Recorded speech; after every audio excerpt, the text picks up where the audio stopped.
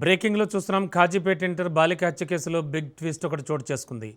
నిందితుడు వెంకటేష్ తల్లి వినతిపత్రం విడుదల చేశారు. తన కుమారుడు కీర్తనకు మధ్య ప్రేమ వ్యవహారం ఉన్నట్లు తనకు తెలియదన్నారు. తన కొడుకు జేబులో ఒక లెటర్ దొరికిందని, వాళ్ళిద్దరి మధ్య ప్రేమ వ్యవహారం ఉందని తెలుస్తోందంటూ ఆమె తెలిపారు.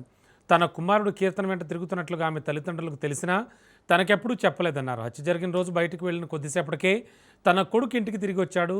ఇంటికి వచ్చాక నన్ను గుండెలకు హత్తుకుని ఏడ్చాడు. నా ప్రేమ విషయంలో కీర్తన మోసం చేసిందని అడగడానికి వెళితే కత్తి తీసుకుని గొంతు కోసుకుంటానని బెదిరించిందని చెప్పాడు. ఈ పెనుగులాటలో కీర్తన గొంతు తెగిందని, ఏమైందో తర్వాత తనకు తెలియదని భయంతో వచ్చానని చెప్పాడు. తన కొడుకు అమాయకుడని, ఇంతటి ఘోరం చేసుంటాడని అనుకోవడం లేదన్నారు.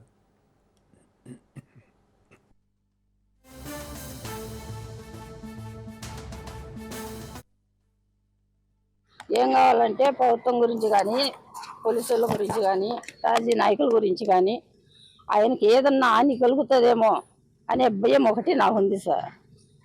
నాకు ఒక బిడ్డ, వాడు అట్టాటోడు కాదు. అయినా జనానికి వాళ్ళకు లోకంలో అందరికీ తెలుసు వాడు ఎట్టాటోడు అయింది.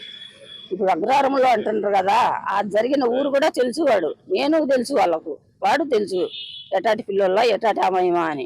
తప్పుడు చేసిండో లేదో నాకు కూడా అర్థం కాలేదు సార్. అది వచ్చానే నన్ను గట్టిగా కరుచుకున్నాడు, కరుచుకొని ఏడ్చినాడు. ఏడ్చి అమ్మ ఒక అమ్మాయి చనిపోయింది అని ఏడ్చిండు సార్. ఏడ్చి ఎక్కడనైనా ఏమి ఎందుకు జరిగింది, ఏమి యాక్సిడెంట్ అయిందా అని నేను అడిగితే కాదు అమ్మాయి నేను ప్రేమించలేము, నన్ను మోసం చేసింది.